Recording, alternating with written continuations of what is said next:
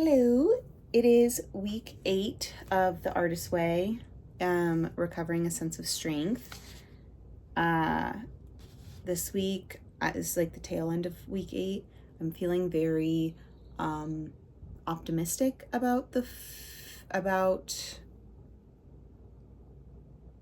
future, which is weird in this political climate, I think, or just climate.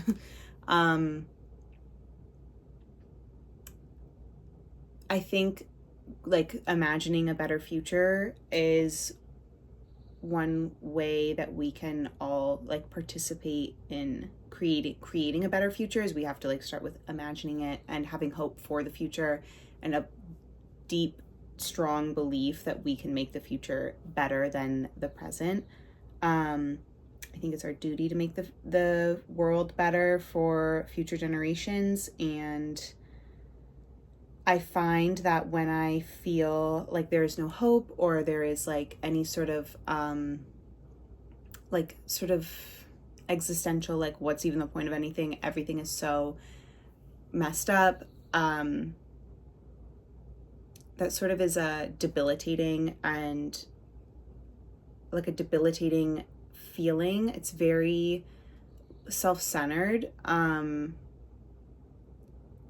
it can make somebody inactive, and I think we owe it to everybody to imagine a better future.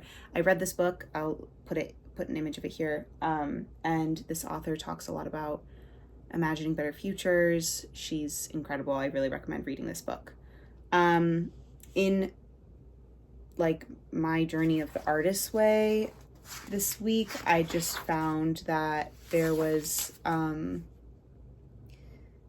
sort of like in tandem, like having hope for the future and reimagining the future has been like a big creative source for me.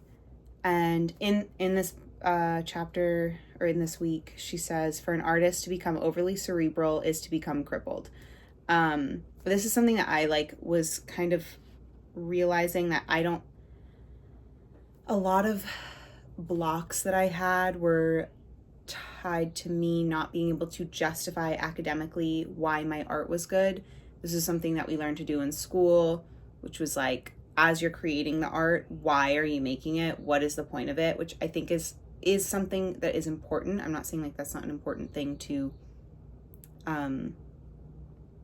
follow and keep in mind, but I would use it as a way to like justify, like if I couldn't find an academic or contextual or like important reason to make my art, I wouldn't make it.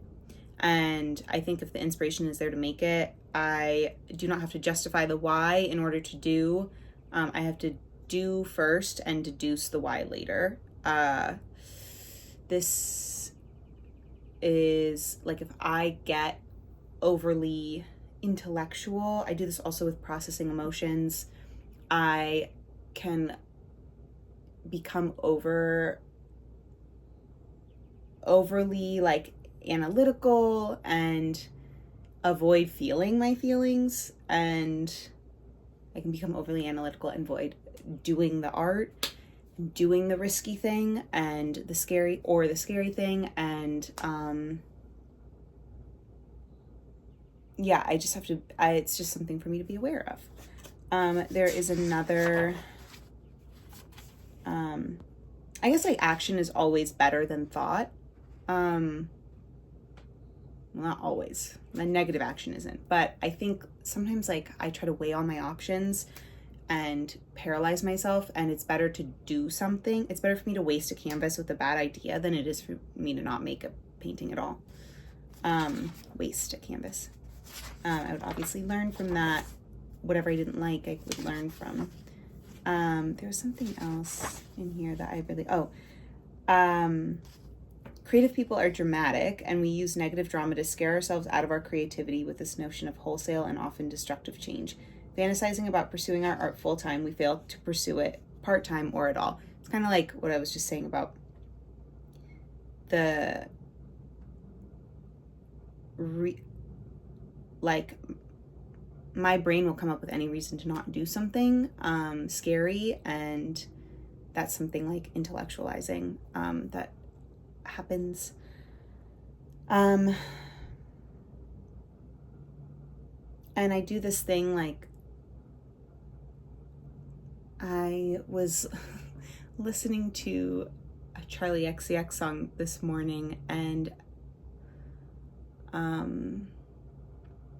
what's the exact quote? The Everything is Romantic remix, where she says, am I in a slump? Am I playing back time? Did I lose my perspective? Everything's still romantic, right? I do this thing where I always think like 3 years ago I had it nailed, but now I don't. And like 3 years ago I had it better. Like I think all the time that, not all the time, a negative loop that I go back to often is, I used to have it figured out. Like I used to be more positive. The younger version of me was better. I was 3 years ago, I was happier. 2 years ago, I had a much more open mind. Like the other day, my friend called me for advice, and I thought, I used to be better at this, which is not really how life works. Like, it's just I don't really even know what the function of that is, what that thought is. Like, all of our negative thoughts have functions. They come from somewhere. They were once helpful tools. I don't know what that one does. Like, I used to be more open, or I used to be more giving, or I like used to be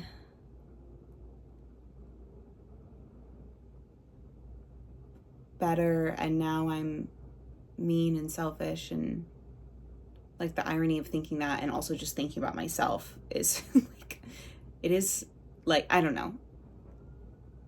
The other day I was reflecting on like what gets me out of depressive slumps, and it's always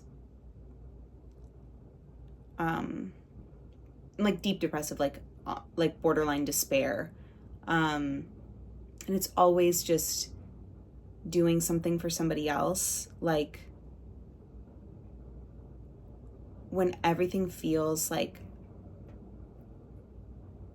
the end of the world, or my world is ending, like the best way to get out of that is to like go volunteer, or to take a friend's call if they need advice, or just be there for somebody else and like not think about yourself for 1 second.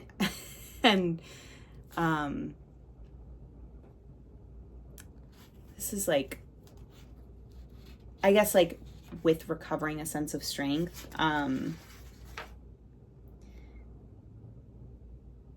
like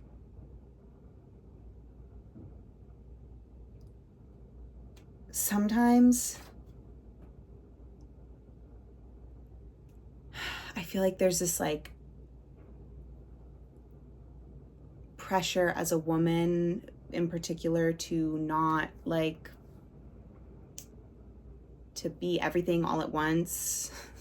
This is not new. This is just what I'm experiencing. It feels like there's this like pressure to be everything all at once, and not too giving, but always there for everybody, and just intellectualizing, like overthinking that, like, am I doing too much? Am I being taken advantage of? Am I like all of these things? Like, it's better to just do it. I will feel better if I just do the care for my friends or for my partner and don't think about it. Like, it feels good to just act. It feels good to do things and get out of your head. And like, I've been doing that this week. I've been acting on my ideas a lot, and that's been a very good salve for whatever like suffering I'm putting myself through.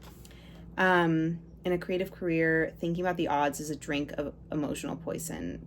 It robs us of the dignity of art as process, and it puts us at the mercy of imagined powers out there.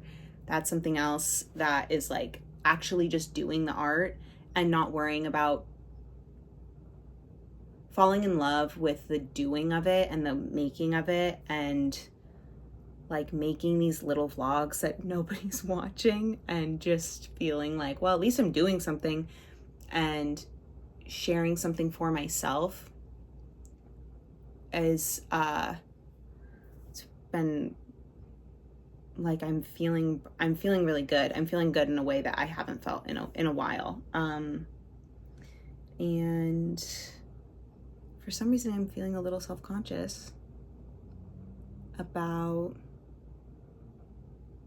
how much I'm just talking about myself, but this is like my reflections on the artist's way. So of course it's thoughts about me. Anyway, maybe one person out there watches this and it resonates with them. And if it does, hi. and okay, well, I'll check in next week.